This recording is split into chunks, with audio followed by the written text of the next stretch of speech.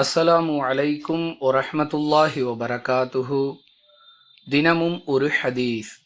Uhud போர் நடைபெற்று கொண்டிருந்த பொழுது ஒரு மனிதர் ரசூலுல்லாஹி ஸல்லல்லாஹு அலைஹி வஸல்லம் அவர்களை சந்தித்து, யா ரசூலல்லாஹ், நான் இந்த போரில் கொல்லப்பட்டால் மறுமையில் எங்கு இருப்பேன் என்று கேட்க, சொர்க்கத்தில் இருப்பாய் என்று அல்லாஹுவின் தூதர் ஸல்லல்லாஹு அலைஹி வஸல்லம் அவர்கள் பதிலளித்தார்கள். உடனே அந்த மனிதர் தன் கையில் வைத்திருந்த பேரிச்சம்பழங்களை தூக்கி எறிந்துவிட்டு களத்தில் குதித்து மரணமடையும் வரை போரிட்டார். அறிவிப்பவர் ஜாபிர் இப்னு அப்துல்லாஹ் ரலியல்லாஹு அன்ஹு.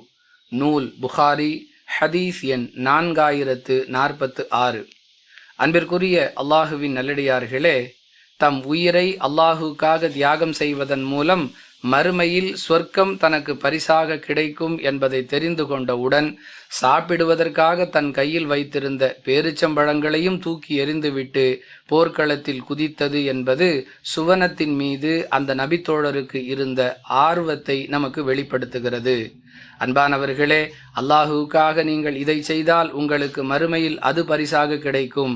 அல்லாஹுக்காக நீங்கள் உலகத்தில் இப்படியெல்லாம் முயற்சி செய்தால் மறுமையில் நீங்கள் அல்லாஹுவால் கண்ணியப்படுத்தப்படுவீர்கள் என்று ஏராளமான சுப செய்திகளை நாம் தினமும் கேட்டுக்கொண்டே இருக்கிறோம். ஆனால் அந்த மறுமையின் மீதும் அங்கு நமக்கு கிடைக்கக்கூடிய பரிசுகளின் மீதும் நமக்கு எந்த அளவிற்கு ஆர்வம் இருக்கிறது என்பதை நம்மை நாமே கேள்வி கேட்டுக்கொள்ளக்கூடிய நிலைமையில் இருந்து கொண்டிருக்கிறோம்.